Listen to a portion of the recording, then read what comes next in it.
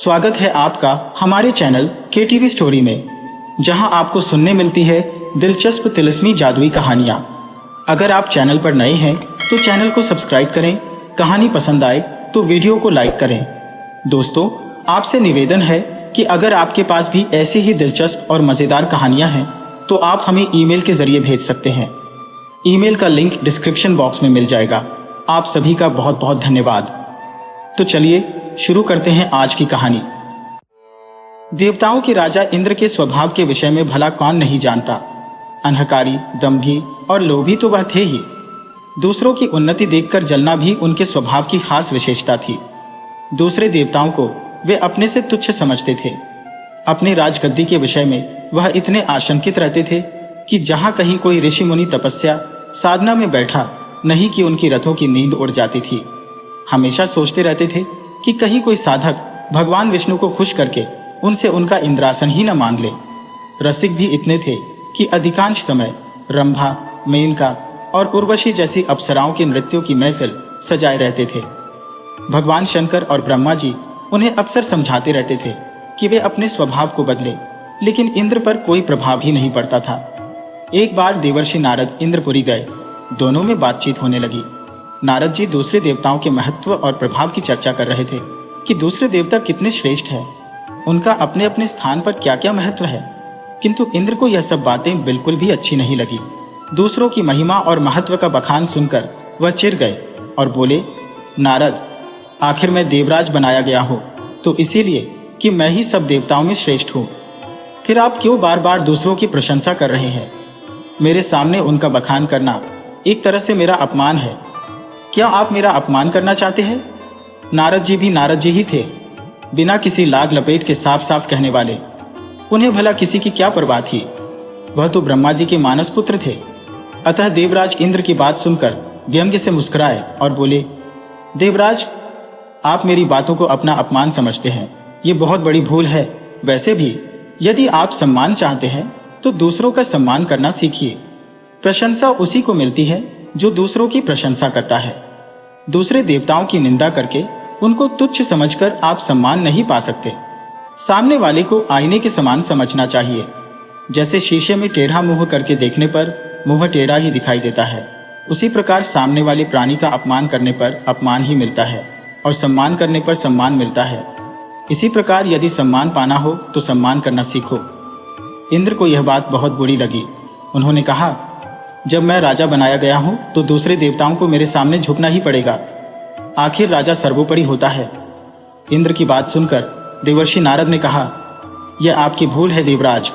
आप दूसरे देवताओं को अपने प्रजा समझते हैं, जबकि वे आपकी प्रजा नहीं, आपके मित्र और साथी हैं। उनके साथ वैसा ही व्यवहार कीजिए जैसा साथी, मित्रों और सहयोगियों से किया जाता है। बड़प्पन का मद अंत में दुखदायी होता है।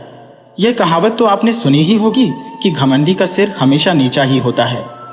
इंद्र ने अभिमानपूर्ण लहजे में कहा, इसमें घमंड वाली बात क्या है? मेरा प्रभाव दूसरों से अधिक है। मैं वर्षा स्वामी हूँ। बिना मेरी आज्ञा के एक बूंद पानी नहीं बरस सकता, और जब पानी नहीं रहेगा तो धरती पर अकाल पड़ जाएगा, अन्न उत्पन्न नहीं होगा और सारी दुनिया भूख और प्यास से तड़प तड़प कर मर जाएगी। देवता भी इसके प्रभाव से अछूते कहाँ रहेंगे? नारद जी बोले, आप ठीक कहते हैं देवराज, किंतु दूसरे देवताओं का महत्व भी कुछ कम नहीं। जिस प्रकार जीवन के लिए जल आवश्यक है, उसी प्रकार अन्य वस्तुओं का महत्व भी कुछ कम नहीं। वायु, अग्नि, प्रकाश, इनकी भी उतनी ही महत्ता है। कहने का तात्पर्य यह है कि वरुण देव, अग्निदेव, सूर्य देव, सभी देवता अपनी अपनी शक्तियों के स्वामी हैं। सभी देवता कुछ न कुछ कर सकने में समर्थ है। आप उनसे मित्रता रखिए, तभी कल्याण है, नहीं तो किसी समय आपदा में पड़ जाएंगे। बिना सहयोगियों के राजकार्य नहीं चला करता। नारद जी की बात सुनकर देवराज इंद्र ठाका मारकर हंस पड़े। बोले, अजी जाइए भी, आप ठहरे महात्मा। शंख बजाने और मजीरे पीटने के सिवा और आप क्या जाने। आप ब्राह्मण हैं, इसलिए इतना डरते हैं। मैं देवता हूँ, क्षत्रिय भी हूँ, मुझे किसका डर? किसी दूसरे का डर चाहे ना हो, मगर शनि का भय आपको पहले सताएगा। यदि कुशलता चाहते हो तो शनिदेव से बचकर रहें। वे एक बार कुपित हो जाएं तो सब कुछ तहस नहस कर डालते हैं, और जिसे अपनी कृपा का पात्र बना लें उसके पौ 12 हो जाते हैं। यह कहकर नारद जी चल पड़े। इंद्र का अभिमान उन्हें खटक गया था। नारद का काम था संसार भर का समाचार इधर से उधर पहुंचाना। यदि उन्हें उस जमाने का चलता फिरता रेडियो कहा जाए तो अतिशयोक्ति न होगी। असल में वे देशाटन के प्रेमी और बातूनी थे, इसलिए घूम फिरकर अपना मन बहलाते थे। वैसे वे बड़े विद्वान और महात्मा थे। तीसरे दिन नारद जी शनिलोक में जा पहुंचे। शनि देवता ने उनका स्वागत करके हालचाल पूछा। नारद जी ने कहा, यूं तो सब कुशल मंगल है शनिदेव, मगर अपने इंद्रदेव कुछ ज्यादा ही अहंकारी और घमंडी हो गए हैं। अपने सामने किसी को कुछ समझते ही नहीं। कहते हुए नारद जी ने उन्हें इंद्र से हुआ पूरा वार्तालाप सुना दिया। इंद्र के अहंकार का पता पाकर शनिदेव ने कहा, आप चिंता न करें, अगले रविवार को बैकुंठ लोक में सभा होगी। वही मैं इंद्र से मिलकर उन्हें समझा दूंगा। उनका सारा अहंकार उसी दिन दूर हो जाएगा। अपने सामने दूसरों को तुच्छ समझना तो सचमुच बहुत बुरी बात है। शनिदेव को भी इंद्र का अहंकार खटक गया। थोड़ी देर तक इधर उधर की बातें होती रहीं। फिर नारद जी चले गए। अगले रविवार को बैकुंठपुरी में देवताओं की सभा हुई। विष्णु उनके सभापति थे। सब देवता आए।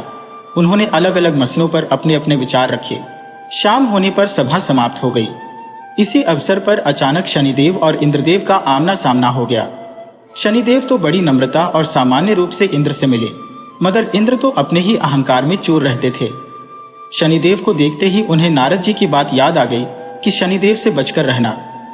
बस उस बात के याद आते ही इंद्र का अहंकार जाग उठा और बिना किसी भूमिका के उन्होंने शनिदेव से कहा, शनि जी, सुना है आप किसी का कुछ भी कर सकते हैं, लेकिन मैं आपसे नहीं डरता। मैं देवराज हूं, हर बात में आपसे बड़ा हूं। आप मेरा कुछ नहीं बिगाड़ सकते। शनिदेव को इंद्र के बातचीत का ढंग खटका, फिर भी उन्होंने अपने को संभाल कर कहा, मैंने तो आपसे ऐसा कुछ भी नहीं कहा देवराज, जो आप इस प्रकार का रूखा व्यवहार मेरे साथ कर रही हैं। फिर भी समय पर देखा जाएगा कि कौन कितने पानी में है। अभी से मैं क्या कहूं? समय पर क्या, अभी दिखाइए ना। वह समय आप आज ही बुला लीजिए। मैं आपका सामर्थ्य देखना चाहता हूं। इंद्रदेव अकड़ गए, मानो व्यर्थ का झगड़ा मोल लेने की ठाने बैठे हो। किसी ने सच ही कहा है, विनाश काले विपरीत बुद्धि, अर्थात जब किसी पर बुरा वक्त आना होता है तो उसकी बुद्धि खराब हो जाती है। वह उल्टे सीधे काम करके स्वयं को मुसीबतों और कठिनाइयों में धकेलने की चेष्टा करता है। यह सुनकर शनिदेव बोले, आप बड़े अहंकारी हैं देवराज, और आप दूसरों को धमकाया करते हैं, लेकिन मैं फिर भी कहता हूं, इंद्र आपसे नहीं डरेगा। इंद्र की बात सुनकर शनिदेव को क्रोध आ गया। उन्होंने गंभीर स्वर में कहा, देवराज, मैं आपसे विरोध नहीं बढ़ाना चाहता, फिर भी यदि आप अहंकार में चोर होकर दूसरों को अपमानित करना चाहते हैं तो सुन लीजिए, कल आपको मेरा भय सताएगा, यहां तक कि आप खाना पीना तक भूल जाएंगे। हो सके तो कल मेरी पकड़ से बचने का उपाय कीजिएगा। यह कहकर शनिदेव तेजी से एक ओर चले गए। इंद्र ने फिर उसी तरह अपमान भरी हंसी हंसकर कहा, मैं भी देखता हूं कि आप भी कितने पानी में हैं। इसी प्रकार बड़बड़ाते हुए वह इंद्रलोक की ओर प्रस्थान कर गए। उस रात इंद्र को बड़ा भयानक स्वप्न दिखाई दिया, जैसे कोई काला कलूटा विकराल दैत्य मुंह फैलाए उन्हें निगल जाना चाहता हो। सवेरे नींद से उठकर उन्होंने सोचा, उस भयानक स्वप्न का क्या अर्थ हो सकता है?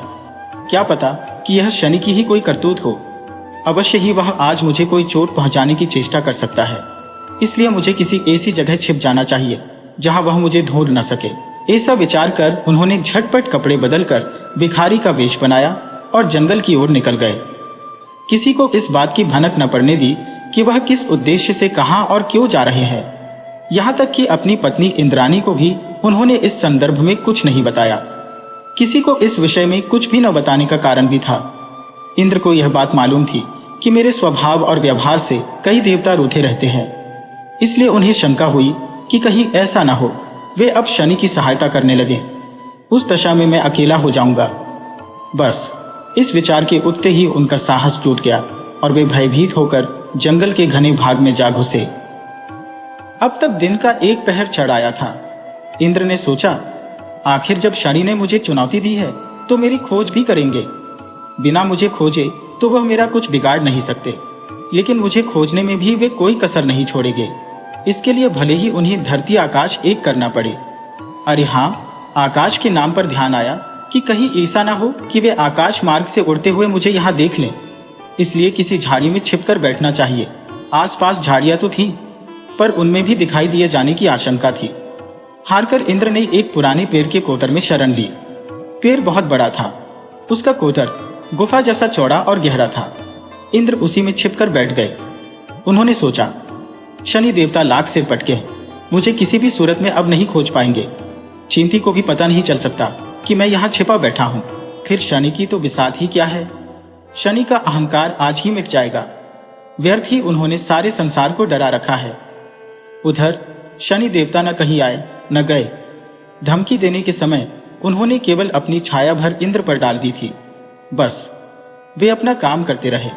इंद्र कहाँ है, क्या कर रहे हैं, इससे उन्हें कोई मतलब नहीं था। उन्हें अपनी शक्ति पर विश्वास था। वे जानते थे कि इंद्र चाहे जहां जाए मेरी छाया अपना प्रभाव अवश्य डालेगी, और ऐसा हो भी रहा था। शनि के बिन कुछ किए ही इंद्र की शांति भंग हो चुकी थी। अपनी सुरक्षा के चक्कर में खाना तो क्या, उन्हें पानी पीने तक की भी सुध नहीं थी। बात केवल दिन भर की थी। जब सूरज डूब गया और रात आने लगी, तब इंद्र कोटर से बाहर निकले। चौकन्नी निगाहों से इधर उधर देखा, कहीं कोई न था। समझ गए कि या तो शनिश्चर इधर आए ही नहीं, और अगर आए भी होंगे तो थक हार कर लौट गए होंगे। आखिर मुझे खोजना इतना आसान कहाँ था। मेरी गंध तो हवा तक को नहीं मिली। शनि की क्या गिनती है। यही सब सोचते हुए इंद्र मन ही मन खुश हो रहे थे, और होते भी क्यों नहीं। अपनी समझ के अनुसार तो उन्होंने शनिदेव को धोखा दे ही दिया था। अब तो उन्हें उस क्षण का इंतजार था कि कब शनिदेव से भेंट हो और वहां उन्हें अपमानित करें, उनका उपहास उड़ाएं। अंधेरा बढ़ता जा रहा था। इंद्र ने अंगड़ाई लेकर देह को एक झटका दिया और जल्दी जल्दी अपने इंद्रलोक की ओर चल दिए। दूसरे दिन सुबह ही उनका सामना शनिदेव से हो गया। शनिदेव उन्हें देखकर अर्थपूर्ण मुद्रा में मुस्कुराए। इंद्रदेव उनकी मुस्कान में छिपे व्यंग्य को न समझ सके और विजय के मद में चूर होकर बोले, कहिए शनिदेव, कल का पूरा समय निकल गया और आप मेरा बाल भी बांका न कर सके। अब तो कोई संदेह नहीं है कि मेरी शक्ति आपसे अधिक है। इंद्र की बात सुनकर शनिदेव ठहाका मारकर हंस पड़े। उनको इस प्रकार हंसते देखकर इंद्रदेव झुंझला उठे और कुड़कर बोले, आपको हंसी आ रही है, लेकिन आपकी जगह पर कोई दूसरा होता तो शर्म के मारे मुंह छुपा लेता। आपने कल बड़े ताव से मुझे पकड़ लेने की चुनौती दी थी, लेकिन पकड़ना तो दूर, आप मुझे छू भी न सके। क्या यही आपका सामर्थ्य है? इसी बल पर आप फूले फूले फिरते हैं। दरअसल नारद जैसे लोगों ने आपको बेवजह सिर पर चढ़ा रखा है, और वे ही आपका नाम लेकर दूसरों को डराते रहते हैं। आप में कितना बल है ये मैं देख चुका हूं। शनिदेव ने हंसते हुए कहा, आप जैसे बुद्धिमान को कौन समझाए। आप हारे और मैं जीता, फिर भी आप मुझे धिक्कार रहे हैं। जाकर किसी को यह सारी घटना सुनाइए, तब पता चलेगा आप कितने बुद्धिमान और साहसी हैं। इंद्र ने आंखें निकालकर पूछा, क्या कहा, मैं हार गया हूं? कैसे? आप अपनी विजय का प्रमाण तो दीजिए। खाली कह देने से क्या होता है। इस प्रकार तो मैं भी कह सकता हूं कि विजय मेरी हुई है। कल का पूरा दिन निकल गया, आखिर क्या बिगाड़ पाए आप मेरा। आप मेरा बाल तक बांका नहीं कर सके। पूरी तरह स्वस्थ और निश्चिंत आपके सामने खड़ा हूं मैं। अगर इसी बात है तो सुनो, पहले परसों मेरे द्वारा कहे गए शब्दों पर गौर करो। शनिदेव ने कहा, मैंने कहा था कि कल आप खाना पीना भूल जाएंगे। वही बात हुई, आप मेरे भय से पेड़ के कोटर में छुपे रहे। दिन भर न खाया न पिया। आपने मारे भय के बाहर झांका तक नहीं। ये मेरी छाया का ही प्रभाव था, जो मैंने आप पर उसी समय डाल दी थी जब परसों हमारी भेंट हुई थी। मुझ में इतनी शक्ति है कि स्वयं न जाकर अपनी छाया से ही किसी को पकड़ लेता हूँ। उसी छाया के प्रभाव से आप डर कर भागे और दिन भर बिना कुछ खाए पिए कोटर में छिपे रहे। जिसे आप अपनी बुद्धिमानी समझते हैं वह मेरा भय था। यदि भय न होता तो राजभवन छोड़कर कोटर में जाकर छिपने का क्या कारण था। अरे, भय के मारे तो आपने अपनी पत्नी इंद्राणी को भी कुछ नहीं बताया। जरा सोचो कि जब मेरी छाया ने ही कौतूहल दिखा दिए, तो यदि मैं प्रत्यक्ष रूप से कुपित हो जाता तो क्या होता। शनिदेव की बात सुनकर इंद्र का सिर नीचा हो गया। हाथ जोड़कर बोले, मेरा अहंकार दूर हो गया शनिदेव। सचमुच आप मुझसे अधिक समर्थ और प्रभावशाली है। मुझे मेरी धृष्टता के लिए क्षमा करें। नारद जी ने सत्य ही कहा था, आप बड़े और बलशाली हैं। शनि देवता ने इंद्र को गले से लगा लिया और बोले, महाराज इंद्र, घमंडी का सिर हमेशा नीचा होता है। इंसान हो या देव, उसे कभी घमंड नहीं करना चाहिए।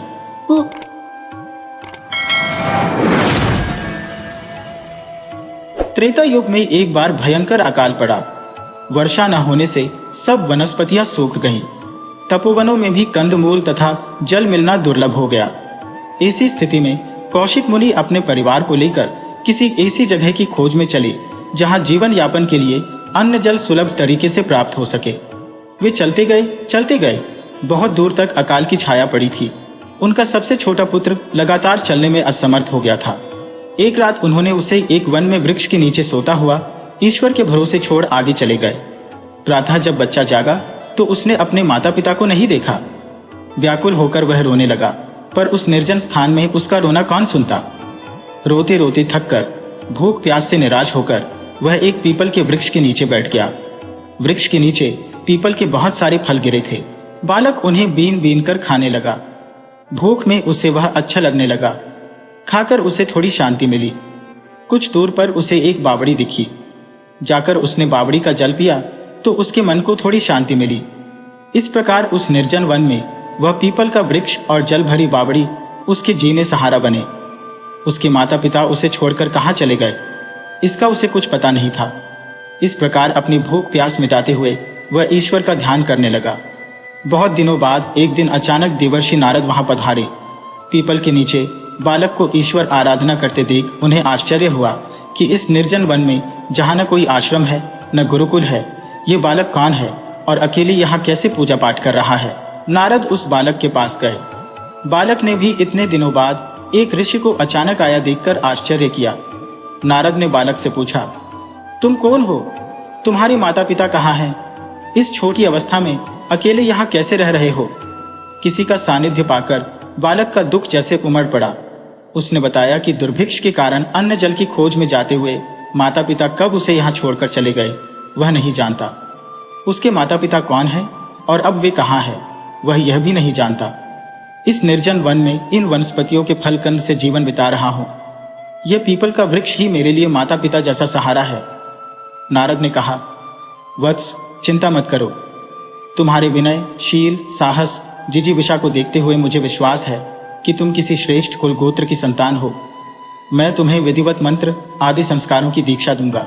अब अकाल भी समाप्त हो गया है। वनस्पतियां अन्न, कंद, फल दे रही हैं। तुम्हें जीवन यापन की कठिनाई नहीं होगी। यह वन भी शांत तथा हिंसक पशुओं से रहित है, इसलिए तुम यहाँ निर्भय होकर झप तप कर सकोगे। यहाँ तुम भगवान विष्णु का ध्यान तथा ओ नमो भगवते वासुदेवाय मंत्र का जप करना। एक दिन मंत्र के बल तथा तुम्हारी तपस्या से भगवान विष्णु प्रसन्न होकर तुम्हें दर्शन देंगे। इस पीपल के वृक्ष के नीचे इसका फल खाकर तुम्हारा पोषण हुआ है और अब इसी के नीचे तुम्हारी तपस्या होगी, इसलिए मैं तुम्हारा नाम पिप्पलाद रखता हूँ। मेरा आशीर्वाद है कि एक दिन तुम बहुत बड़े ऋषि की श्रेणी में आ जाओगे। मैं अब जा रहा हूँ, एक दिन तुमसे मिलने अवश्य आऊंगा। ऐसा कहकर नारद चले गए। पिप्पलाद भगवान विष्णु की आराधना तथा मंत्र जप करने लगा। उसकी लगन तथा तप से संतुष्ट होकर भगवान विष्णु प्रकट हुए और कहा, पिप्पला, मैं तुम्हारी तपस्या से बहुत प्रसन्न हूँ, वर मांगो। पिप्पलाद ने आंखें खोली। देखा सामने साक्षात चतुर्भुज विष्णु भगवान शंख, चक्र, गदा, पद्म ली खड़े हैं। उनको देखते ही पिप्पलाद अपनी सुध बुध भूलकर भाव विह्वल हो भगवान के चरणों से लिपट गए। विष्णु ने उन्हें प्रेम से उठाया और इच्छित वर मानने के लिए कहा। पिप्पलाद ने कहा, प्रभु, आपके साक्षात दर्शन से बढ़कर और कुछ पाने की कामना नहीं है। मुझे देना ही है तो अपनी दृष्टि भक्ति दीजिए। कि विष्णु ने कहा, भक्ति तो तुम्हें प्राप्त हो ही चुकी है, ज्ञान भी तुम्हें प्राप्त होगा और अथर्वण पद प्राप्त कर पिप्पलाद संहिता के सृष्टा होगे। ऐसा कहकर भगवान विष्णु अंतर्धान हो गए। पिप्पलाद फिर भक्ति और तप में लीन हो गए। कुछ दिनों के बाद नारद जी फिर आए। पिप्पलाद को भगवान विष्णु ने दर्शन दिया, ज्ञान और भक्ति का वरदान दिया। यह जानकर उन्हें बड़ी प्रसन्नता हुई। नारद को देखकर पिप्पलाद के मन में फिर से अतीत दुख देने लगा। अपने मन की व्यथा प्रकट कर उन्होंने कहा, देवर्षि, मेरे किस कर्म का फल है जो मुझे बालपन की अबोधावस्था से ही इतना कष्ट उठाना पड़ा। मेरे माता पिता तथा कुल गोत्र का कुछ पता नहीं। पीपल के नीचे रहकर उसका फल खाकर जीवित रहा, इसी कारण आपने पिप्पलाद नाम दिया। मेरी दीक्षा, शिक्षा तथा संस्कार की व्यवस्था कर मुझे आपने ब्राह्मणत्व प्रदान किया। आपके कारण भगवान विष्णु का दर्शन हुआ।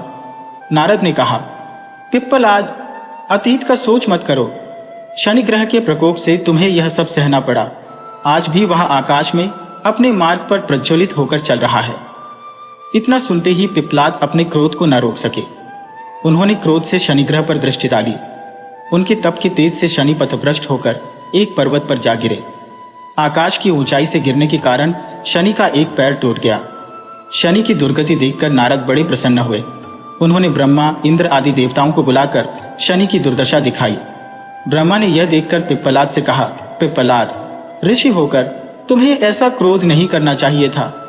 मनुष्य को सुख दुख का भोग उसके पूर्व कर्मों के अनुसार होता है। तुम्हारे अतीत के लिए शनि का कोई दोष नहीं। यह तो प्रकृति के नियम के अनुसार अपने मार्ग पर चलते रहते हैं। इनको स्थान से गिरा देने से प्रकृति के नियम में बाधा पड़ेगी और उपद्रव शुरू हो जाएगा। अतः अपने तपोबल से इन्हें पुनः इनके मार्ग पर प्रतिष्ठित करें तथा प्रकृति में स्थापित इन देवग्रहों को संसार का संतुलन बनाए रखने का मार्ग प्रशस्त करें। ब्रह्मा जी की बात सुनकर पिप्पलाद ने शनि को अपने तपोबल से उनके पूर्व स्थान पर पुनः स्थापित कर दिया।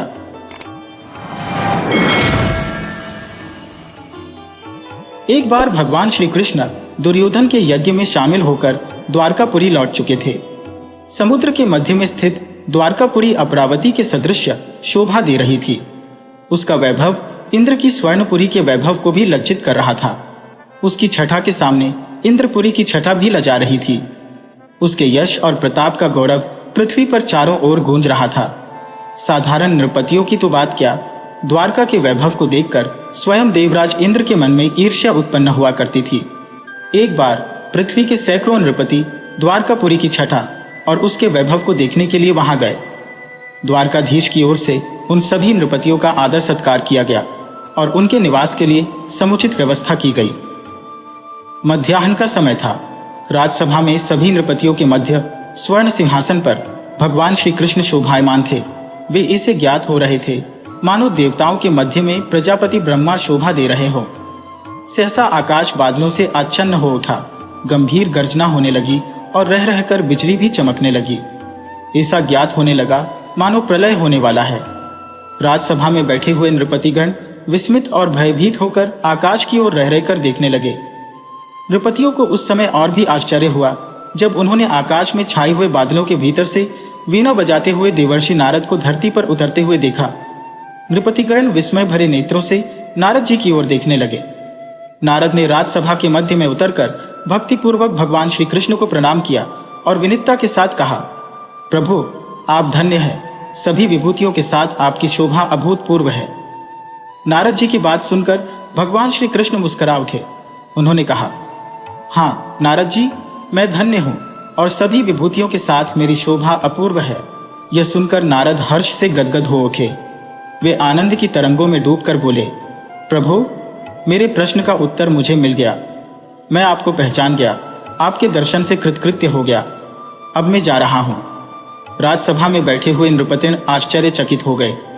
उन्हें नारद और श्री कृष्ण की ओर देखते हुए बोले, द्वारकाधीश, नारद ने क्या कहा और आपने क्या उत्तर दिया? हमारी समझ में कुछ भी नहीं आया। हमें नारद और अपनी बात का वास्तविक अर्थ समझाने की कृपा करें। भगवान श्री कृष्ण ने कहा, वास्तविकता तो आपको स्वयं नारद जी ही समझाएंगे। ये कहकर भगवान श्री कृष्ण ने नारद की ओर देखा। नारद अपनी और भगवान श्री कृष्ण की बात का वास्तविक अर्थ नृपतियों को समझाने लगे। नृपतिगण नारद की ओर देखते हुए बड़े ध्यान से उनकी बात सुनने लगे। नारद जी बताने लगे, प्रभात के पश्चात का समय था। सूर्य की स्वर्णिम किरणें धरती पर खेल रही थी। मैं गंगा के तट पर विचरण कर रहा था। मेरी दृष्टि एक विशाल कूर्म पर पड़ी जो गंगा के पवित्र जल में डुबकियां लगा रहा था। मैंने कूर्म के पास जाकर उससे कहा, तू धन्य है जो दिन रात गंगा के पवित्र जल में डुबकियां लगाया करता है। गंगा के जल में डुबकियां लगाने के कारण तू देवताओं के समान पवित्र हो गया है। मेरी बात सुनकर कूर्म बोल उठा, देवर्षि, मैं धन्य नहीं हूं। धन्य तो है वह गंगा जिसके जल में हमारे जैसे लख लख जीव निवास करते हैं। कूर्म की बात सुनकर मैं गंगा के समक्ष उपस्थित हुआ। मैंने गंगा से कहा, देवसर्य गंगे, तू धन्य है। तू लख लख जीवों को अपने जल में स्थान देकर उन्हें संजीवनी प्रदान करती है। मेरी कथन को सुनकर गंगा बोली, देवर्षि, मैं धन्य नहीं हूं। धन्य तो है वह समुद्र जो मेरी जैसी सैकड़ों सरिताओं को धारण करता है। मैं समुद्र के समक्ष उपस्थित हुआ। मैंने समुद्र से कहा, सरिताओं के स्वामी, आप धन्य हैं। आप सैकड़ों सरिताओं को अपने भीतर स्थान देकर उनके जीवन को कृतार्थ करते हैं। मेरी बात सुनकर समुद्र बोला, देवर्षि, मैं धन्य नहीं हूं। धन्य तो है वह मेदिनी जो हमारे जैसे बहुत से समुद्रों को ऊपर उठाए हुए हैं। मैंने मेदिनी के समक्ष उपस्थित होकर उससे कहा, वसुंधरे, तू धन्य है। तू बहुत से समुद्रों को धारण करके उन्हें गौरव प्रदान करती है। मेदिनी ने उत्तर दिया, नारद, मैं धन्य नहीं हूं। धन्य तो है वे पर्वत जो मुझे भी धारण करने के कारण भूद्र कहलाते हैं। मैंने पर्वतों के समक्ष उपस्थित होकर उनसे कहा, पर्वतों, आप धन्य हैं। आप मेदिनी को धारण करके उसकी मनोरथ सफल बनाते हैं। पर्वतों ने कहा, देवर्षि, हम धन्य नहीं हैं। धन्य तो प्रजापति ब्रह्मा है जिन्होंने सृष्टि की रचना की है। मैंने ब्रह्मा की सेवा में उपस्थित होकर उनसे कहा, प्रजापति, आप धन्य हैं। आपने सृष्टि की रचना करके अपनी क्षमता का परिचय दिया है। प्रजापति ने उत्तर दिया, देवर्षि, मैं धन्य नहीं हूं। धन्य तो है वे भगवान श्री कृष्ण जो विष्णु के अवतार है और जो इस समय द्वारका के राज सिंहासन पर विराजमान है। ये वास्तविकता बताकर नारद जी ने नृपतियों से कहा, मैं इसी सत्य के अनुसंधान के लिए यहाँ आया था। भगवान श्री कृष्ण ने स्वयं उस सत्य का उद्घाटन किया। मैं धन्य हूँ। नृपतियों, श्री कृष्ण को छोड़कर और कोई धन्य नहीं है।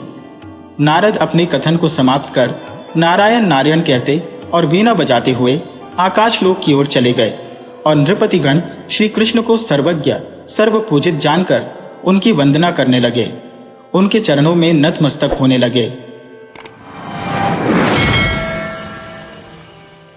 दोपहर के पश्चात का समय था। महाभारत के रचयिता वेदव्यास जी ब्रह्म नदी के तट पर बड़े ही उदास, बड़े ही खिन्न बैठे हुए थे। नदी कल कल स्वरों से बह रही थी। सामने पर्वत की चोटी पर बिछी हुई बर्फ के ऊपर सूर्य की सुनहरी किरणें खेल रही थी। पर्वत के नीचे वृक्षों पर कल कंठों से पक्षी गा रहे थे, पर वेदव्यास जी के लिए प्रकृति का वह वैभव बिल्कुल निस्सार था। वे उदास मुख विचारों में खोए हुए थे। वेदव्यास जी अपने भीतर घुसकर अपनी उदासी का कारण खोज रहे थे। वे सोच रहे थे, उनकी तो किसी में कोई आसक्ति नहीं, फिर उनके मन में यह खिन्नता किस बात के लिए? बहुत खोजने पर भी वेदव्यास जी कुछ खोज नहीं पा रहे थे। बहुत सोचने पर भी कुछ सोच नहीं पा रहे थे। आखिर उन्होंने सोचा, मन की यह उदासी इस तरह तो दूर होने वाली नहीं। इसे दूर करने के लिए आसन लगाकर बैठ गए। उन्होंने ध्यान में नेत्र बंद कर लिए। कितने क्षण बीत पाए थे, कुछ कहा नहीं जा सकता। सहसा नारद वीणा के तारों पर मधुर स्वर लहरी में प्रभु की प्रार्थना का गान करने लगे। वेदव्यास का ध्यान टूट गया। उन्होंने नेत्र खोलकर देखा, वीणा बजाते हुए महर्षि नारद खड़े थे। वेदव्यास ने उठकर नारद को प्रणाम किया, उन्हें बैठने के लिए आसन प्रदान किया।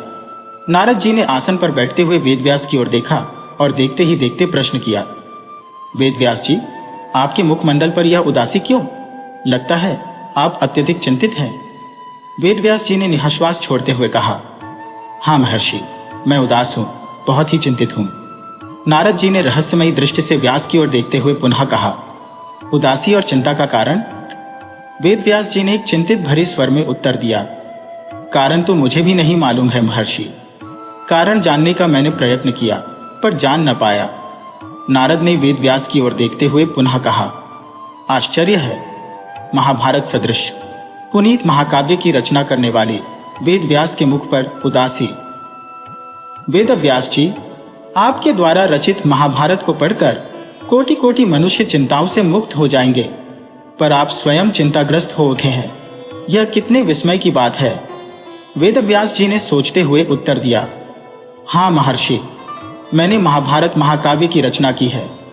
मैंने आजीवन सदाचरण किया है, पर फिर भी मैं चिंताग्रस्त हूं। मेरी समझ में नहीं आ रहा है महानुने, मैं चिंताग्रस्त क्यों हूं? नारद ने कहा, आपका महाभारत महाकाव्य हिंसा प्रतिहिंसा से भरा हुआ है। हो सकता है उसी हिंसा प्रतिहिंसा के कारण आपका मन खिन्न हो गया हो। वेदव्यास जी बोले, हो सकता है मेरी खिन्नता का कारण वही हो। मैं उसके लिए जप करूंगा नारद जी। नारद ने कहा, माता सरस्वती ने आपको ग्रंथ रचना के लिए भेजा है, जप के लिए नहीं। तप के द्वारा केवल आपका ही कल्याण होगा, पर ग्रंथ से कोटि कोटि मनुष्यों का कल्याण होगा। नारद जी की बात सुनकर वेदव्यास जी विचारों में उलझ गए। उन्होंने नारद की ओर देखते हुए कहा, ग्रंथ रचना तो मैं कर चुका महामुने, महाभारत से बढ़कर ग्रंथ मैं अब नहीं लिख सकता। नारद ने कहा, वेद व्यास जी, आपकी ग्रंथ रचना अभी अधूरी है। आपने महाभारत की रचना तो की, पर अभी तक महाभारत के सूत्रधार के चरित्र का गान नहीं किया। जब तक आप उसके चरित्र का गान नहीं करेंगे, आपकी ग्रंथ रचना अधूरी रहेगी। आपने उनके चरित्र का गान नहीं किया, यही आपकी उदासी का कारण भी है। यह सुनकर वेद व्यास जी विचारों की तरंगों में डूब गए। नारद ने वेद व्यास जी के मन को झकझोरते हुए पुनः कहा, वेद व्यास जी, महाभारत में आदि से लेकर अंत तक जिस लीला पुरुष का चरित्र बोल रहा है, प्रत्येक घटना में जिसकी प्रेरणा समाई हुई है और जिसने महाभारत के सभी पर्दों को उद्घाटित किया है, उस लीला पुरुष श्री कृष्ण के चरित्र का गान कीजिए। उनके चरित्र गान से ही आपकी खिन्नता दूर होगी, आपको नया जीवन प्राप्त होगा। यह कहकर नारद वेद व्यास के मन को झकझोर वीणा बजाते हुए चले गए और वेद व्यास श्री कृष्ण के चरित्र का गान लिखने लगे। उन्होंने श्रीमद् भगवत तथा पुराणों की रचना की। सचमुच आज वेद व्यास जी के द्वारा लिखे हुए ग्रंथों से कोटि कोटि मनुष्यों का कल्याण हो रहा है। नदियां सूख जाएंगी, पर्वत अपने स्थानों को छोड़ देंगे, पर वेद व्यास जी की वाणी गूंजती ही रहेगी। प्रथम कल्प के प्रारंभ में स्वयंभू मनु के प्रियव्रत और उत्तानपाद नाम से विख्यात दो पुत्र हुए। इनमें प्रियव्रत बड़े ही तपोनिष्ठ, ज्ञानी, याज्ञिक तथा दान दक्षिणा देने में अप्रतिम थे।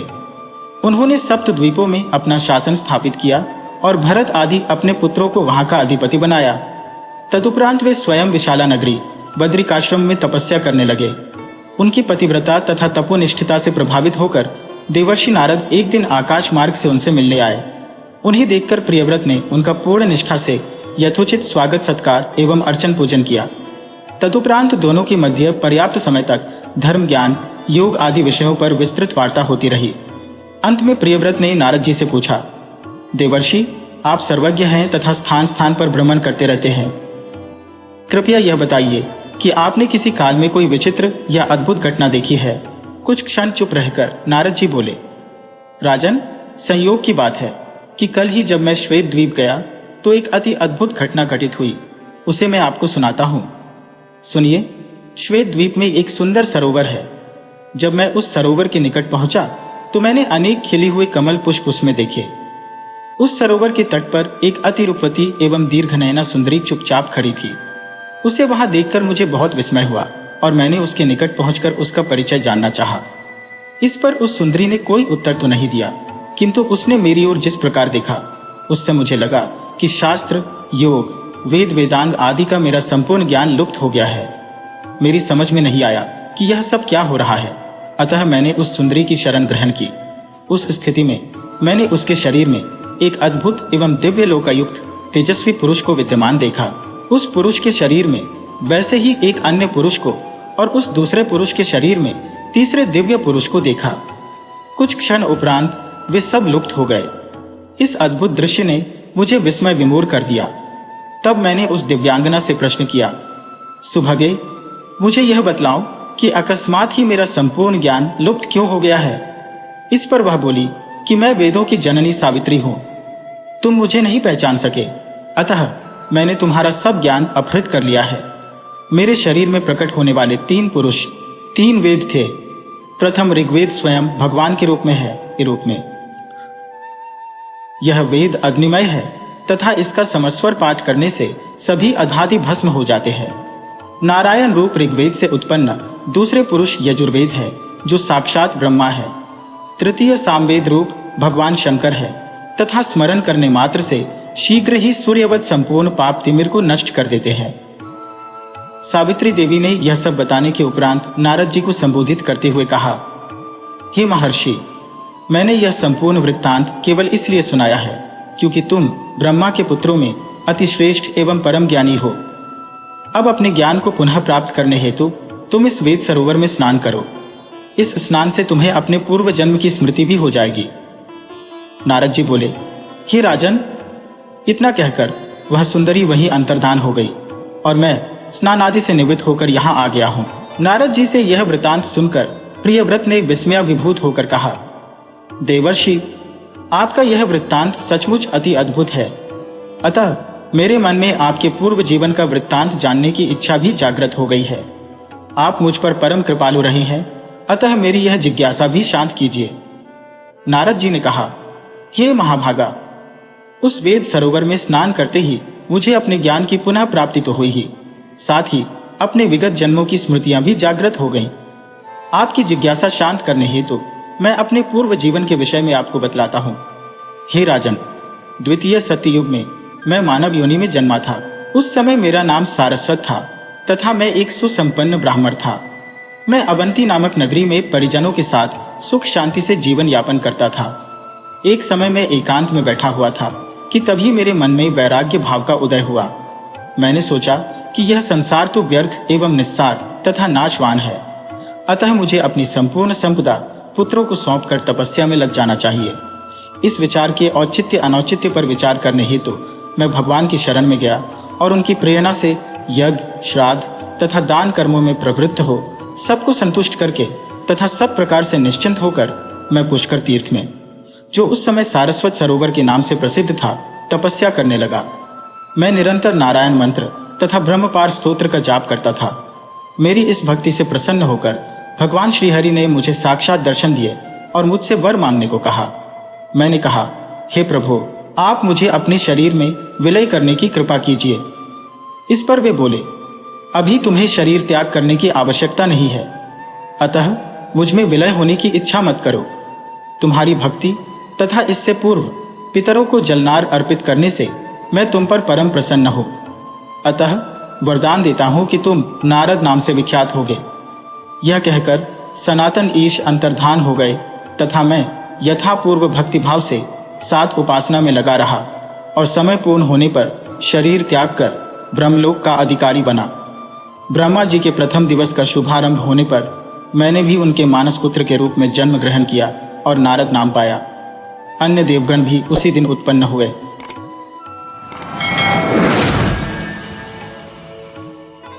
देवर्षि नारद बहुत बड़ी संत थे। वे जहां चाहें आ जा सकते थे। नारायण के भक्त थे। लेकिन एक बार उनके मन में यह जानने की इच्छा पैदा हुई कि आखिर संत कौन होता है। श्री कृष्ण जी के पास गए और अपनी जिज्ञासा बताई।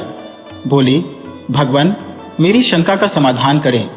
श्री कृष्ण ने कहा, नारद जी, आप अमुक यादव के पास जाओ। उसकी पत्नी गर्भवती है। उसके घर बच्चा पैदा होने वाला है। जब बच्चा पैदा हो तो तुम उस बच्चे से यह सवाल पूछना, वह सब कुछ बता देगा। नारद जी यादव के घर पहुंचे, उनसे मिले और बोले, तुम्हारे घर बच्चा पैदा होने वाला है, मैं उससे मिलना चाहता हूं। जब तक बच्चा पैदा न हो मैं यही इंतजार करूंगा। एक दिन बच्चे ने जन्म लिया। नारद जी खुश हो गए। बच्चे के पास गए और अपना प्रश्न रखा। भगवत कृपा से बच्चे ने नारद जी का प्रश्न सुना और बहुत जोर से हंसने लगा। यह देख नारद जी हैरान हुए। वह सोचने लगे, बच्चा कुछ ही घंटों का है और यह मेरा प्रश्न सुनकर खिलखिलाकर हंस रहा है। आश्चर्य! क्या कुछ गलत पूछा? क्या इसने मुझे पागल समझा? लेकिन यह तो बच्चा है। इन दुनियावी चीजों का इसे क्या पता। और फिर नारद जी ने देखा, बच्चे की रंगत बदल रही है। बच्चे की हंसी खत्म हो रही है। वह चुप होता जा रहा है। नारद ने फिर पूछा, मेरे प्रश्न का उत्तर तो अभी बाकी है, उत्तर तो देते जाओ। बच्चे ने कहा, अमुक ब्राह्मण के घर गाय बछड़ा जन्मने वाली है। तुम्हारी प्रश्न का उत्तर वह बछड़ा ही देगा। वह सब कुछ जानता है। और ये कहते ही बच्चे ने प्राण त्याग दिए। ये देखकर नारद जी हैरान हुए। जब मेरे प्रश्न का उत्तर एक मानव नहीं दे सका तो एक बछड़ा कैसे देगा? नारद जी निराश हुए। ब्राह्मण के घर गए। बछड़े ने जन्म लिया। उसने होश संभाली। नारद जी ने उससे अपना प्रश्न पूछा, संत कैसा होना चाहिए? संत कौन होता है? बछड़े ने ध्यान से नारद जी का प्रश्न सुना। मनुष्य की आवाज में बछड़ा हंस दिया। कहने लगा, नारद जी, आपके प्रश्न का उत्तर मैं नहीं दे सकता।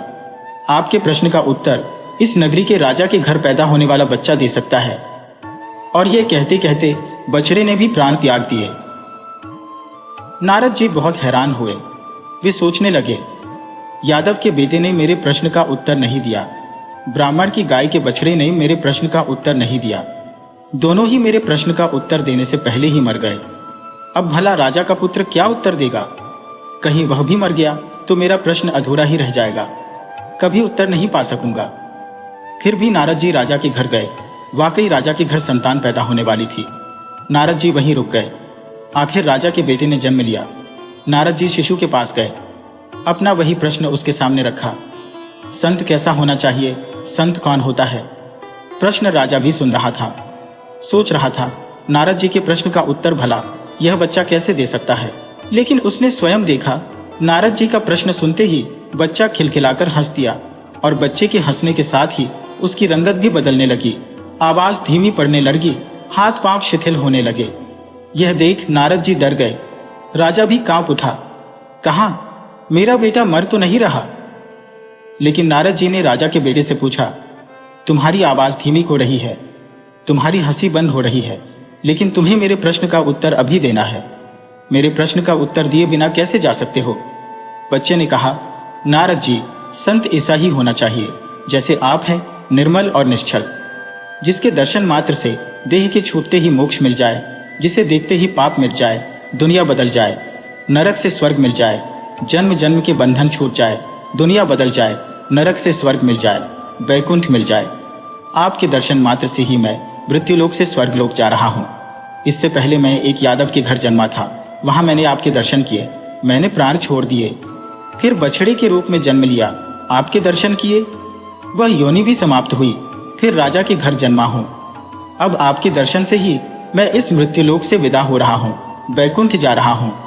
पिछले जन्म सभी मेरे थे, आपके दर्शन से सभी छूट गए, उनसे मुक्ति मिली, नए जन्म लिए, आपके दर्शन से अब मोक्ष मिल रहा है, जन्म मरण के चक्कर से मुक्त हो रहा हूँ। संत ऐसा ही होना चाहिए, आप जैसा।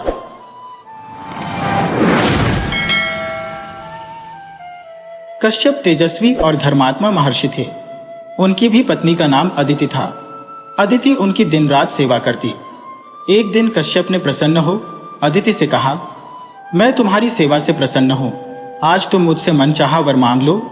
यह सुनकर अदिति खुश हो गई। वह बोली, हे नाथ, देवताओं ने मेरे 100 पुत्र मार डाले हैं, अब आप मुझे ऐसा पुत्र दें जिसे देवता न मार सके। ऐसा ही होगा, लेकिन तुम्हारे उस पुत्र को सिर्फ भगवान शंकर ही मार सकेंगे। कश्यप ने अदिति से कहा। समय गुजरा, अदिति के एक पुत्र पैदा हुआ। उसके 1000 सिर, 2000 पांव तथा 2000 आंखें थी। वह घमंड से चोर होकर अंधे की तरह चलता था, इसलिए उसका नाम ही अंधक पड़ गया। वह अत्याचारी था, सभी उससे डरते थे। अंधक युवा हो चला था, अब उसके अत्याचार भी बढ़ते ही जा रहे थे। वह यज्ञ करने साधु सन्यासियों का अपहरण कर लेता, उन्हें परेशान करता। फलतः धार्मिक अनुष्ठान बंद हो गए। महर्षि कश्यप और अदिति ने अंधक को बहुत समझाया, लेकिन सब बेकार। वह एक कान से सुनता और दूसरे से निकाल देता। देवता परेशान हो उठे। वे अंधक से मुक्ति पाने के लिए उपाय सोचने लगे। उन्हें पता भी था कि अंधक को केवल शंकर भगवान ही मार सकते हैं। देवता शंकर जी से मिलने चल पड़े। रास्ते में उन्हें देवर्षि नारद मिल गए। देवताओं की बात सुनकर वह चिंतित हो उठे। वह बोले, मैं इसके लिए कोई उपाय खोजता हूं, इसका हल शीघ्र ही निकल जाएगा। आप निडर होकर अपने अपने घर जाइए। देवता नारद जी का यह आश्वासन पाकर देवता लौट गए। नारद जी वहीं विचार करने लगे। उनके दिमाग में एक युक्ति आ गई। वह वहां से चल दिए। वह मंदार पुष्प की माला पहन अंधक के पास पहुंचे। मंदार की महक अंधक को भा गई। वह नारद जी से बोला, हे मुनि, ये कौन सा पुष्प है, ये कहाँ मिलता है? नारद जी ने मुस्कुराते हुए कहा, यह मंदार पुष्प है और मंदार पर्वत पर स्थित काम्यक उपवन में ही मिलता है। भगवान शंकर ने अपने हाथों से काम्यक उपवन का निर्माण किया है। उपवन सुरक्षा के लिए वहां अनेक गण तैनात रहते हैं। वे गण तुम्हें पुष्प कैसे लेने देंगे? नारद जी ने अपनी आशंका व्यक्त की। अंधक ने पूछा, शंकर ने इस पुष्प की इतनी सुरक्षा की है? नारद ने कहा, मंदार साधारण पुष्प नहीं है, इसकी सुगंध का असर तो तुमने देख ही लिया है। इससे मनुष्य की मनोकामना पूर्ण होती है। नारद की बात सुनकर अंधक बोला, अच्छा ऐसी बात है तो मैं इस फूल को प्राप्त करके ही रहूंगा, चाहे इसके लिए मुझे शंकर से युद्ध ही क्यों न करना पड़े। नारद जी की युक्ति काम कर गई। वे मुस्कुराते हुए देवलोक की ओर चल दिए और अंधक मंदार पर्वत की ओर चल दिया। वह पर्वत पर पहुंचा और देखते ही देखते उसने पर्वत को उखाड़ फेंका। भगवान शंकर यह सब देख रहे थे। उन्होंने तुरंत पर्वत का दोबारा निर्माण कर दिया। अंधक ने उसे भी नष्ट कर दिया। शंकर जी ने फिर पर्वत को खड़ कर दिया। अब अंधक बार बार पर्वत को उखाड़ता और भगवान शंकर हर बार एक नया पर्वत बनाकर खड़ा कर देते। यह देख अंधक क्रोध से पागल हो गया। उसने पर्वत को ललकारते हुए कहा, तुम मेरे साथ छल मत करो। अगर तुम में या तुम्हारे स्वामी में साहस है तो मेरे सामने आकर युद्ध करो। अंधक की बात सुनकर भगवान शंकर हाथ में त्रिशूल लिए वहां उपस्थित हो गए। क्रोध से उनकी आंखें लाल थी। अंधक शंकर जी को देखकर कांप गया। तभी उसे अपने पिता का आधा वचन याद आ गया, परंतु वह शंकर जी के हाथों मृत्यु वाली एक बात को भूल गया था। वह अहंकार में शंकर जी को ललकारने लगा, तुम हो पर्वत के स्वामी, तुम मुझे मंदार पुष्प दे दो, वरना मैं तुम्हारा वध कर दूंगा। शंकर जी ने अपना त्रिशूल उठाया और अंधक की ओर फेंकते हुए बोले, दुष्ट, मैं तेरे घमंड को अभी चूर करता हूं। ये कहकर शिव ने अपना त्रिशूल अंधक की छाती में लगा दिया। वह दर्द से कराहता हुआ जमीन पर गिर पड़ा। कुछ देर में वह मर गया। उसी समय नारायण नारायण कहते देवर्षि नारद वहां आए और बोले, भगवान, मैंने ही इसे आपके पास भेजा था ताकि आप इसे मारकर इसके आतंक से मुक्ति दिला सकें। यह कहकर महर्षि नारद देवलोक चले गए। अंधक के मरने का समाचार देवताओं ने सुना तो वे प्रसन्न होकर पुष्प वर्षा करने लगे। तमसा नदी के तट पर घने जंगलों में कुछ जंगली जातियां रहती थी। वे लोगों को लूट मारकर अपना भरण पोषण करती थी। डाका तथा लूटपाट ही उनका मुख्य कर्म था। उनका सरदार क्रूरसेन बड़ा निर्दयी था। उसके कोई संतान नहीं थी। इसके कारण उसकी पत्नी बड़ी दुखी रहती थी। एक दिन उसने अपने पति से कहा, तुम डाकुओं के सरदार हो, लूटपाट कर इतना धन लाते हो, पर हमारे बाद इसे कोई खाने वाला तो है नहीं, फिर इस पाप की कमाई का क्या होगा? सोचो। क्रूरसेन ने कहा, इसका दुख क्यों मनाती है? अभी तक राहगीरों को ठगता लूटता हूं, उनका धन छीन लेता हूं। किसी दिन कोई बालक लूट कर लाऊंगा और उससे तेरी गोद भर दूंगा। उसकी पत्नी थोड़ी दयावान थी, बोली, हे भगवान, कैसी बात करते हो? सोचो, उस माँ का क्या हाल होगा जिसका बच्चा तुम उसकी गोद से छीन कर उठा लाओगे। क्रूरसेन ने कहा, थोड़ा रो धो लेगी, फिर संतोष कर लेगी। जब उसे दूसरा बच्चा हो जाएगा तो पहले वाले को भूल जाएगी। तुझे अपना बच्चा कभी नहीं होगा, इसलिए तेरी खुशी के लिए मुझे ऐसा करना ही पड़ेगा। एक दिन सचमुच क्रूरसेन किसी ब्राह्मण के बच्चे को उठा लाया। उसकी पत्नी ने उसे माँ जैसा प्यार देकर पाला। उसका नाम रखा रत्नाकर। बच्चा धीरे धीरे बड़ा होने लगा। जिस तरह निर्दयी डाकुओं के बीच वह पल रहा था, वैसे ही संस्कार उसमें आने लगे। बड़ा होकर उसने भी अपनी जीविका इसी प्रकार लूटमार से शुरू कर दी। क्रूरसेन अब बूढ़ा हो चुका था। उसके इस बेटे ने उसी के काम को अपना लिया। माँ को थोड़ा बुरा लगता था कि यह न जाने किस भले घर का लड़का है, हम लोगों की संगति संस्कार से लुटेरा बन गया है, पर कह कुछ नहीं पाती थी। लड़का जब जवान हो गया तो उसकी शादी कर दी गई। उसके घर में एक बच्चा भी हो गया। उन घने जंगलों से जो भी यात्री आते जाते वह उनका धन सामान लूट लेता। एक दिन उस रास्ते से 5-6 ऋषि किसी यज्ञ में भाग लेने जा रहे थे। साथ में नारद जी भी अपनी वीणा बजाते ईश्वर का भजन करते चले जा रहे थे। वे सभी साधु महात्मा थे। उनको किसी का क्या डर? न उनके पास कोई धन था, न किसी से बैर, इसलिए निर्भय थे। रत्नाकर ने एक साथ इतने साधुओं को आते देखा तो सोचने लगा, आहा, आज तो खूब अन्न धन मिलेगा। ये साधु यजमानों से खूब धन पाए होंगे। अपने हथियारों से लैस होकर अचानक साधुओं के सामने आया और डांटकर बोला, हे साधुओं, तुम्हारे पास जो भी अन्न धन वस्त्र हो सब रख दो और चुपचाप चले जाओ। अगर तनिक भी प्रतिरोध किया तो जान से हाथ धोना पड़ेगा, सबको मार डालूंगा। अचानक सामने आई डाकू की ऐसी बात सुनकर साधुओं की तो डर के मारे घिघी बंध गई। डरने से तो संकट से छुटकारा मिलेगा नहीं, ये सोचकर नारद जी ने साहस से कहा, भाई, हम लोग साधु सन्यासी हैं, हमारे पास धन कहाँ? हम लोग एक यज्ञ में जा रहे हैं। यज्ञ की समाप्ति पर ही कुछ दक्षिणा मिलेगी, अभी तो हमारे पास कुछ भी नहीं है। रत्नाकर कड़क कर बोला, मैं कुछ नहीं जानता, मुझे धन चाहिए, ऐसे ना जाने दूंगा। हो सकता है तुमने अपने इस तंबूरे में छिपा रखा हो, चुपचाप सीधी तरह दे दो, अन्यथा मैं तुम्हारा तंबूरा तोड़ता हूं। यह कहकर उसने नारद जी की वीणा छीन ली। नारद ने सोचा, बड़े संकट में आ गए हैं, अब क्या करें? एक तो यह कर्म से डाकू और बुद्धि से मूर्ख, इसे तो दूसरी तरह से समझाना होगा। यह सोचकर नारद ने कहा, वीणा मत तोड़ो, हमारे पास जो भी होगा वह तुम्हें देंगे। तुम जो यह लूटपाट करते हो यह बुरा काम है, इसका पाप भी लगता है। अपने परिवार के जिन लोगों के लिए तुम यह काम करते हो उनसे जाकर पूछो कि लूट का माल खाने पीने मौज करने में तुम सब मेरे भागीदार हो, पर इस बुरे काम का जो पाप फल है, क्या तुम सब मेरे भागीदार हो? पर इस बुरे काम का जो पाप फल है, क्या तुम सब उसमें भी मेरे भागीदार रहोगे? मेरे मरने के बाद जब मेरे कर्मों का हिसाब किताब यमराज के यहाँ होगा, तुम सब उस कर्म फल में भी हिस्सा लोगे? रत्नाकर ने कहा, अरे ऐसी बात तो किसी ने नहीं कही। विद्वान साधु हो इसलिए ऐसी बात कर रहे हो, पर चतुर भी हो। मैं यह सब पूछने जाऊं और तुम सब यहां से मौका पाकर भाग जाओ। नारद जी ने हंसकर कहा, इसी बात नहीं, ऐसा करो तुम हम सबको एक रस्सी से किसी पेड़ के साथ बांध दो, हम यहां बंधे रहेंगे, तुम निश्चिंत होकर जाकर पूछ आओ। रत्ना की समझ में यह बात आ गई। उसने सब साधुओं को एक पेड़ के साथ रस्सी से बांध दिया और घर जाकर सब सदस्यों को बुलाकर कहा, मैं आज एक बात आप सबसे पूछना चाहता हूं। लोगों को लूट पाट कर मैं आप सबका भरण पोषण कर रहा हूं। एक तरह से देखा जाए तो निरीह लोगों को लूटना मारना बुरा काम है। बुरे कामों का फल भी बुरा होता है। लूट पाट से आए धन अन्न में जैसे आप सब भागीदार हो, क्या ऐसे ही भागीदार मेरे पाप का फल भोगने में भी होगे? आज बेटे के मुंह से दान पुण्य और उसके फल की बात सुनकर मां चौंकी। सोचा जरूर कोई बात है। तत्काल जवाब दिया, पुत्र, हर एक व्यक्ति को अपने कर्मों का फल अकेले ही भोगना पड़ता है। कर्म फल में कोई किसी का भागीदार नहीं होता। तुम्हारा काम परिवार का पालन पोषण करना है, वह तुम किस तरह करते हो यह तुम्हें सोचना चाहिए। हमारा भरण पोषण करना तुम्हारा धर्म है। हम खा पी रहे हैं, बुरे काम से यह सब लाते हो तो इस पाप कर्म का फल भी तुम्हें ही अकेले भोगन पड़ेगा। मां के साथ पत्नी और बेटे ने भी ऐसा जवाब दिया। सुनकर रत्नाकर की आंखें खुल गईं। वह भागकर साधुओं के पास आया और मां, पत्नी तथा बेटे का उत्तर बताया। नारद जी ने कहा, देखा, पाप कर्म के फल में कोई साथी नहीं होता, इसलिए अपना जीवन नष्ट मत करो, यह सब छोड़कर अच्छे काम करो। रत्नाकर को बड़ी ग्लानि हुई।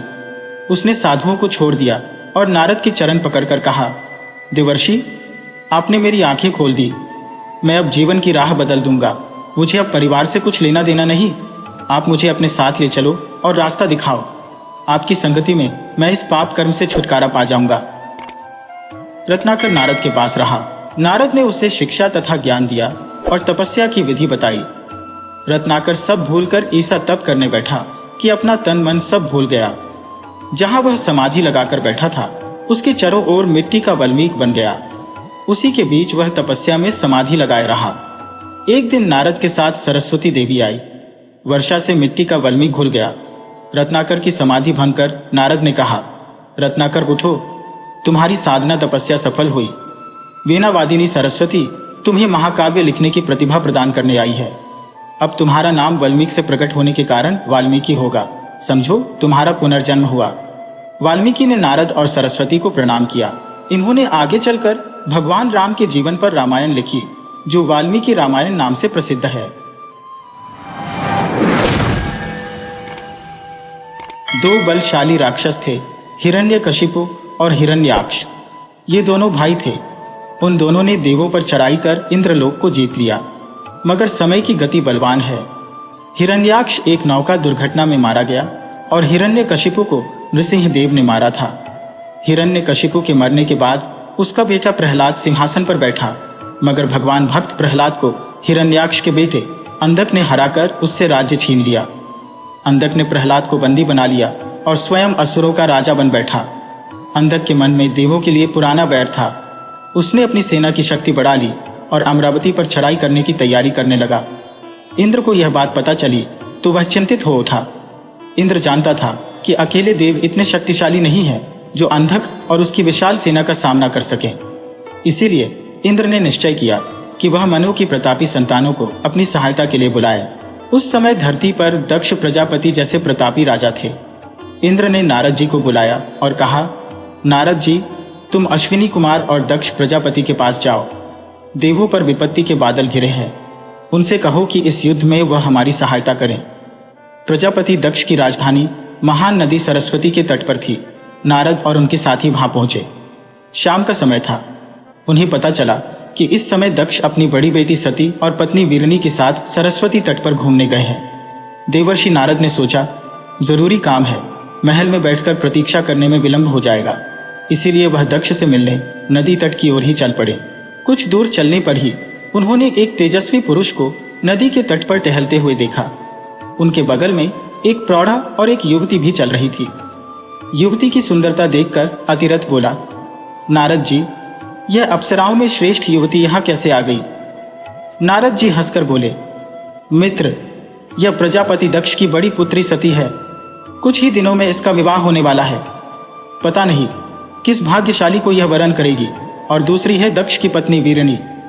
ये कहकर नारद जी आगे बढ़े और दक्ष के पीछे जाकर बोले, दक्ष प्रजापति, मैं नारद देवलोक से आया हूं।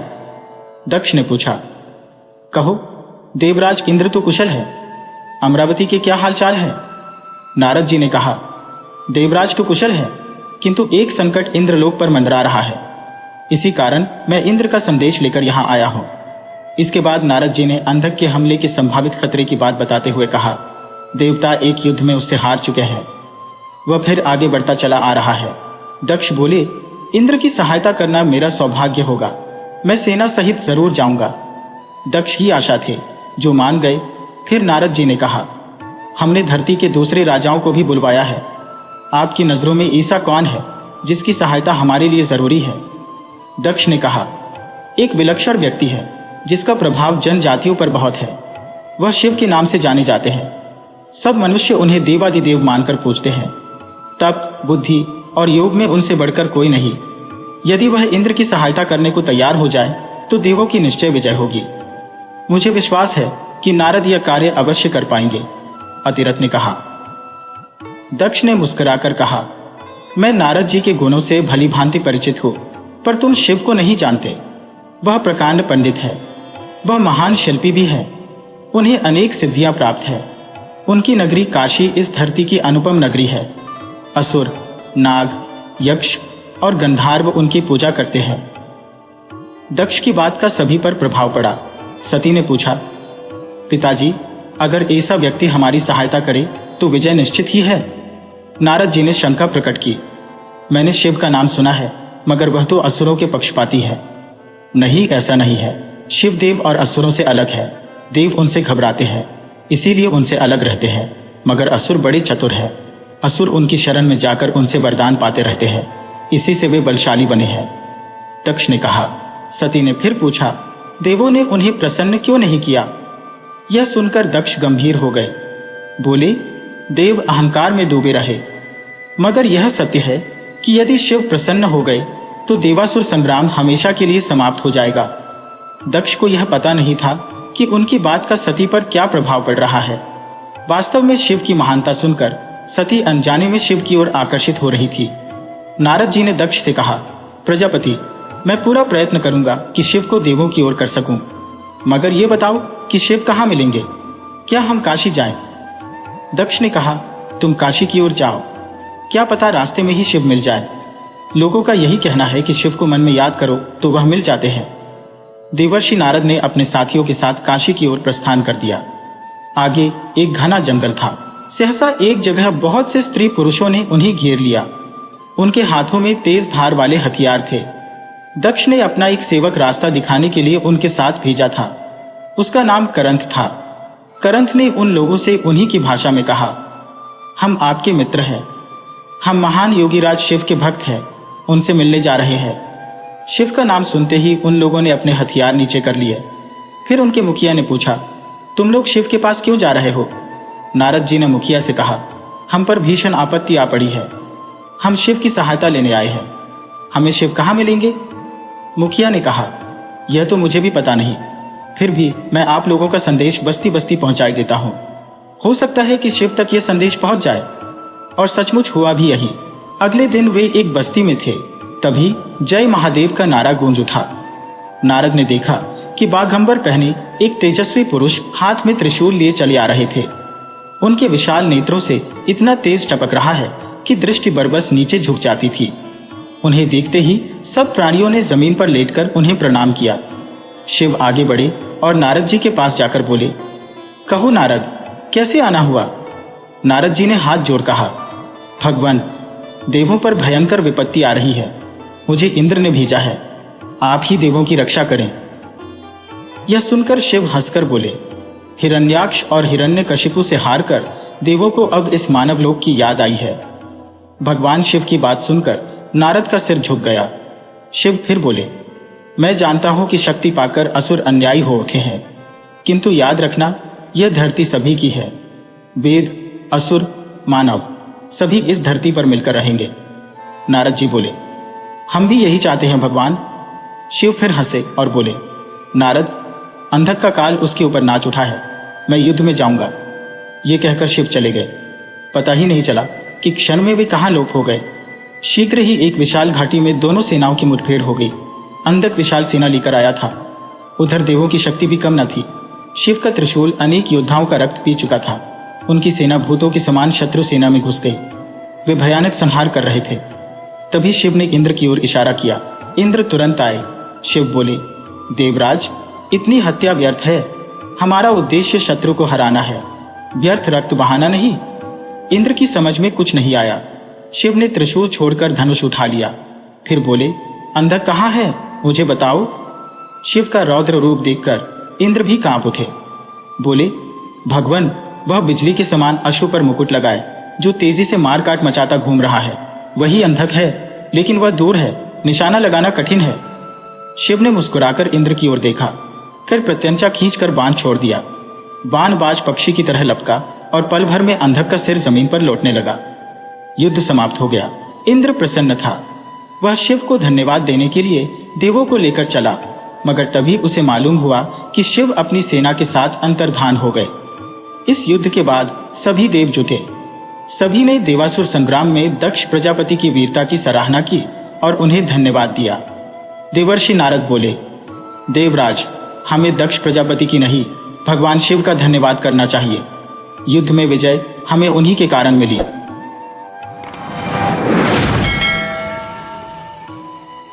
एक बार पार्वती जी जब स्नान करने जाने लगी तो उन्होंने अपने पुत्र गणेश से कहा, बेटा, मैं नहाने जा रही हूं, तुम द्वार पर बैठे रहो। जब तक मैं नहाकर वापस ना आ जाऊं, तुम यहीं बैठे रहना और किसी को भी अंदर ना आने देना। एक आज्ञाकारी बालक की भांति गणेश द्वार पर बैठ गए। अभी पार्वती नहा ही रही थी कि शिव अपने गणों के साथ आए और घर में जाने लगे तो गणेश ने उन्हें रोक कर कहा, अभी आप लोग बाहर प्रतीक्षा करें, माता पार्वती अंदर स्नान कर रही है। जब वे स्नान कर बाहर आ जाएं, तब आप अंदर जाना। शिव गणेश की इस बात की उपेक्षा कर जब अंदर जाने लगे तो गणेश ने बलपूर्वक प्रतिरोध किया तथा अंदर नहीं जाने दिया। इस पर शिव को क्रोध आ गया और उन्होंने अपने त्रिशूल से गणेश का सिर काट दिया। इतने में पार्वती स्नान कर बाहर निकली और गणेश की ऐसी दशा देखी तो क्रोध से उनकी संहारक शक्तियां जागृत हो उठी। उसी समय देवर्षि नारद नारायण नारायण करते वहां से गुजरे। उन्होंने माता पार्वती से प्रार्थना की, मां जगदम्बे, अपनी संहारक शक्ति समेटो, आपके पुत्र को जीवित कर दिया जाएगा। फिर उन्होंने शिव से कहा, प्रभु, आदि शक्ति जगदम्बा की क्रोध की शांति के लिए गणेश को जीवन देने के लिए कुछ कीजिए। नारद जी की बात सुनकर शिव ने एक गज शावक का सिर काटकर तत्काल गणेश के धड़ से जोड़ दिया। अब धड़ पर हाथी का सिर जुड़ जाने से गणेश जीवित हो गए और उनका नाम अगजानन पड़ गया। जब पार्वती ने पुत्र का यह रूप देखा तो नारद जी से कहा, देवर्षि, मेरे बेटे का यह रूप इसे कौन सा देवत्व प्रदान करेगा? देवों के बीच में गजमुख से इसकी क्या स्थिति होगी? कुछ ऐसी व्यवस्था करो कि सब देवों से पूर्व गणेश की पूजा हो, तभी मैं अपनी संहारक शक्ति समेटूंगी। नारद ने कहा, मां भगवती, इसकी भी व्यवस्था करता हूं, आप पहले शांत हो जाइए। नारद के कहने पर पार्वती ने अपनी संहारक शक्तियां समेट ली। जब सब शांत हो गया तो नारद जी ने कहा, अभी गणेश की अग्र पूजा की घोषणा कर देने से अन्य देवता नाराज हो जाएंगे, अतः किसी प्रतियोगिता के द्वारा सब देवों के आदि देव ब्रह्मा जी के सामने इसका निर्णय किया जाएगा। पार्वती ने नारद के इस सुझाव को स्वीकार कर लिया। ब्रह्मा जी के सामने यह प्रस्ताव रखा गया कि इतने सारे देवी देवताओं में सर्वप्रथम किसकी पूजा की जाए। कोई भी शुभ कार्य करने से पहले किस देवता की प्रतिष्ठा की जाए, इसकी कुछ व्यवस्था कीजिए। देवताओं को भी यह प्रस्ताव पसंद आया। सबने कहा, हाँ, ऐसा हो जाए तो ठीक होगा, लेकिन कोई भी देवी देवता इस बात को लेकर रुष्ट नहीं होगा कि मानव ने पहले मेरी पूजा नहीं की। ब्रह्मा जी ने कहा, तुम्हारा प्रस्ताव उचित है नारद जी, तुमने ऐसी समस्या रखी है तो तुम ही कोई ऐसी योजना बताओ कि जिससे निर्णय हो सके कि किस देव की अग्र पूजा की जाए। नारद ने कहा, तात, मेरे विचार से तो एक प्रतियोगिता का आयोजन किया जाए। देवी देवता अपने अपने वाहन पर सवार होकर इस पृथ्वी की परिक्रमा पूरी कर सबसे पहले आपके पास आ जाए वही अग्र पूजा का अधिकारी हो। देवर्षि नारद के इस सुझाव को सबने स्वीकार किया। ब्रह्मा जी ने भी इसे स्वीकृति दे दी। सब देवता अपने अपने वाहनों पर सवार होकर पृथ्वी की परिक्रमा करने निकल पड़े। गणेश जी अपने चूहे पर सवार हुए। वे ही सबसे पीछे रहे। उनकी सवारी चूहा अन्य देवताओं की सवारियों का क्या मुकाबला करता, पर प्रतियोगिता में भाग तो लेना ही था। नारद गणेश का उपक्रम देख रहे थे तथा विचार कर रहे थे कि गणेश तो शरीर में वैसे भी लंबोदर, भारी भरकम, ऊपर से सिर भी हाथी का है। इनकी सवारी भी विचित्र चूहा जैसा छोटा सा जीव कैसे पृथ्वी की परिक्रमा करके सफल होंगे। उधर माता पार्वती को वचन दिया है कि उनके पुत्र गणेश की अग्र पूजा होगी। ऐसा सोचते हुए उन्हें एक उपाय सूझा। वे गणेश से बोले, गणेश जी, उन बड़े बड़े देवताओं और उनके भारी भरकम वाहनों के बीच में आप अपने भारी शरीर से इस छोटे से चूहे पर बैठकर पृथ्वी की परिक्रमा तो संभव है, कर लो, पर सर्वप्रथम आने के बारे में भी कुछ सोचा है? गणेश ने कहा, मेरे पास जो वाहन है मैं तो उसी का प्रयोग करूंगा, प्रथम आऊं या न आऊं। नारद ने कहा, करो, अपने इसी वाहन का प्रयोग करो, पर बुद्धि के साथ। देखो, यह सारा विश्व ब्रह्मांड प्रकृति और पुरुष में समाया है और यह सब कुछ राम में रमण कर रहा है। ब्रह्मांड राममय है। इसी नाम की परिक्रमा यह भूमंडल कर रहा है। अतः तुम इसी नाम की परिक्रमा कर लो। तुम्हें पृथ्वी ही नहीं, समस्त ब्रह्मांड की परिक्रमा का फल मिलेगा। गणेश ने कहा, मुनिवर, आपका यह विचार उत्तम है। मैं राम नाम की परिक्रमा करूंगा। यह कहकर उन्होंने भूमि पर राम राम लिखा और अपने मूषक पर बैठकर उस नाम की 3 बार परिक्रमा करके ब्रह्मा के समक्ष जा खड़े हुए। ब्रह्मा जी ने देखा कि अभी किसी भी देवता का पता नहीं और गणेश ने परिक्रमा पूरी भी कर ली। उन्हें आश्चर्य तो हुआ, पर बोले कुछ नहीं। बाद में जब सारे देवता परिक्रमा करके आए तो ब्रह्मा जी ने कहा, देवो, आप लोग एक एक कर आते रहे, पर यहाँ तो गजानन सबसे पहले मेरे पास पहुंचे, इसलिए अग्र पूजा का अधिकार इन्हें ही मिलना चाहिए। अन्य देवों ने आपत्ति की कि प्रजापति, यह कैसे हो सकता है? गणेश भला इस चूहे पर बैठकर सारी पृथ्वी की परिक्रमा कर कैसे सबसे पहले आपके पास आ सकते हैं? लगता है ये परिक्रमा करने गए ही नहीं होंगे, प्रारंभ से यही बैठे होंगे। जब देवों ने उसे असत्य माना तो नारद बोले, हे देवो, यह सत्य है। आप लोग तो भौतिक और स्थूल की परिक्रमा करते रहे, पर गणेश ने तो उसकी परिक्रमा की जिसमें यह भूमंडल ही नहीं बल्कि त्रैलोक्य ही समाया है, जिसमें सारा विश्व ब्रह्मांड रमण कर रहा है। उस राम नाम की 3 बार परिक्रमा कर ये त्रैलोक्य की परिक्रमा कर सबसे पहले पहुंचने वाले हो गए हैं, इसलिए इन्हें विजयी घोषित किया जाता है। ये प्रथम अग्र पूजा के अधिकारी है। यह कहकर नारद नारायण नारायण कहते हुए देवलोक को चल दिए।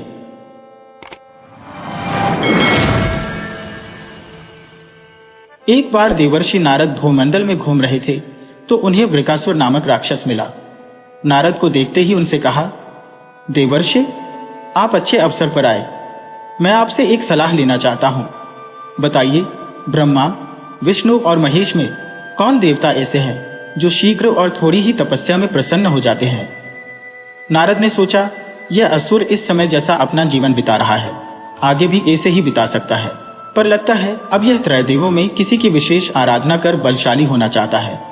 वर पाने के बाद इसकी आसुरी शक्ति बहुत ही प्रबल हो जाएगी। फिर यह ब्राह्मणों, ऋषियों तथा देवों को सताया करेगा।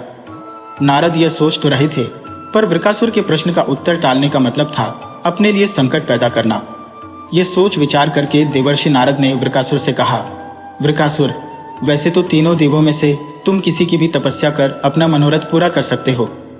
ब्रह्मा और विष्णु जल्दी प्रसन्न नहीं होते, उनके लिए बहुत वर्षों तक कठिन तपस्या करनी पड़ती है।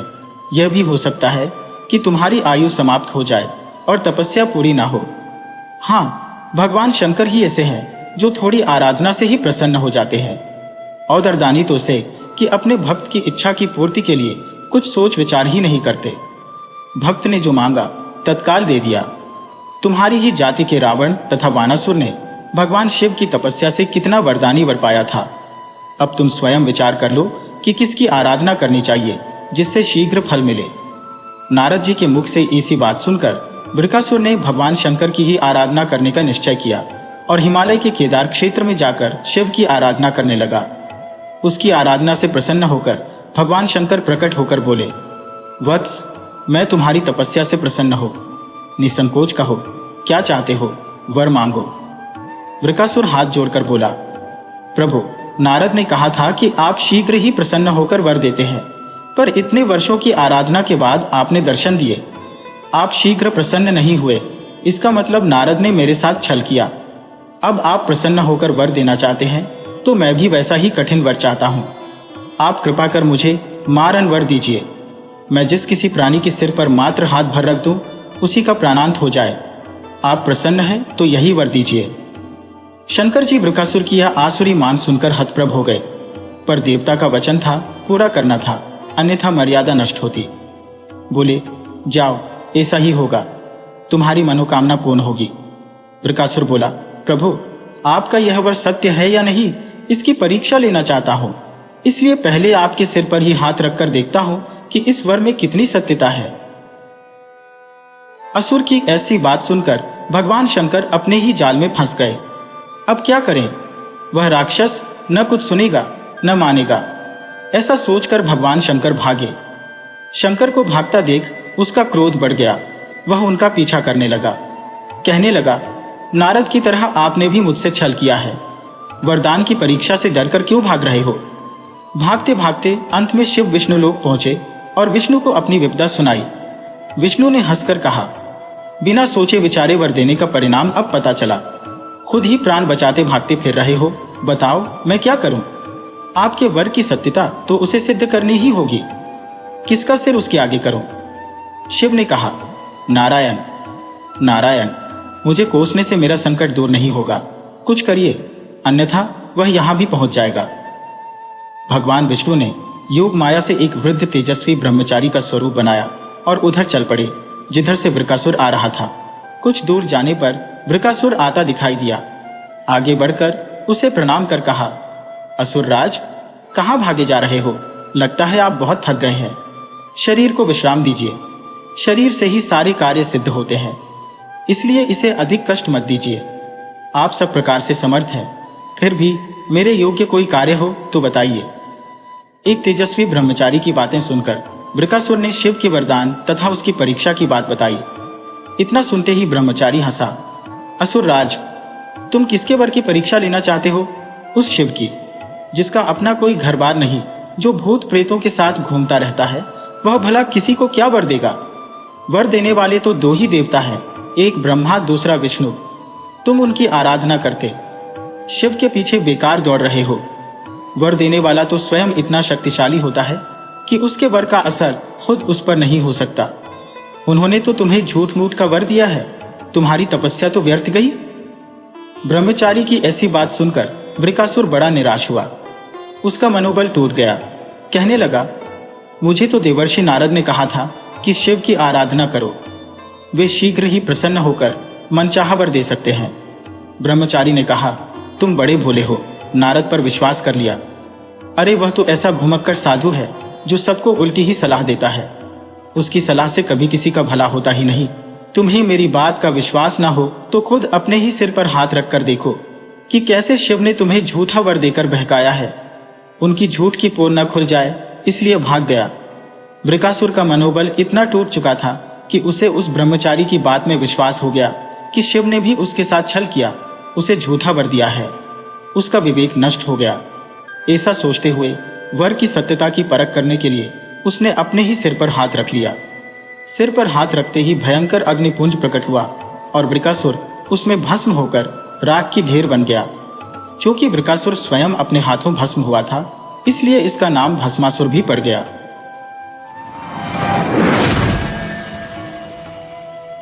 वीडियो अच्छी लगी हो तो इसे लाइक करें और ऐसी ही मज़ेदार कहानियों के लिए चैनल को सब्सक्राइब करें और बेल आइकन दबाएं। ज़्यादा से ज़्यादा अपने दोस्तों को शेयर करें। धन्यवाद।